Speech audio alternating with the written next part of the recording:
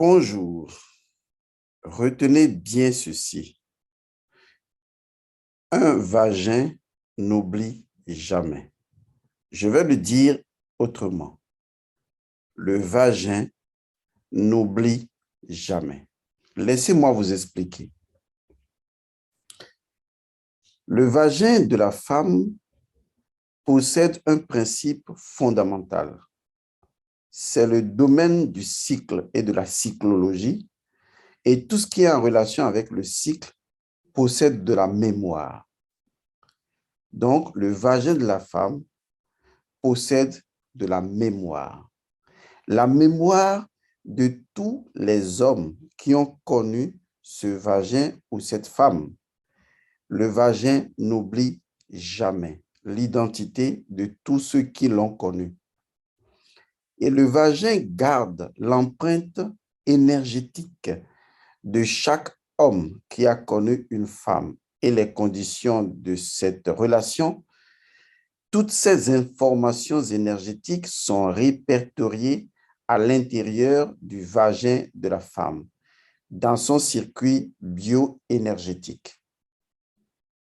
Ce qu'il va se produire d'intéressant par la suite, et des fois de très dangereux, c'est que comme le vagin n'oublie jamais et que la femme aurait eu certaines relations énergétiques sexuellement parlant, parce que les hommes que la femme connaît ne sont pas forcément des hommes à identité spirituelle potable. Ce qui fait qu'il peut arriver que certains hommes aient des identités spirituelles macabres ou des identités spirituelles déséquilibrées, ou que ces personnes, puisqu'une relation sexuelle est un échange de sang, ou que les liens de sang de cette personne n'aient pas été à la hauteur de la spiritualité conséquente en termes de protection et surtout de port de chance à la femme. Et donc, une femme peut être simplement envoûtée par la relation sexuelle qu'elle a avec certains types d'hommes qui n'ont pas cette dimension de positivité spirituelle. Et donc, il est important de savoir que ce qui importe dans une relation coïtale, c'est l'identité spirituelle des personnes en jeu. Car si l'identité spirituelle de la personne est en deçà de zéro, donc c'est une identité souterraine macabre, toutes les relations sexuelles de la femme porteront l'empreinte ou les empreintes énergétiques de ces messieurs.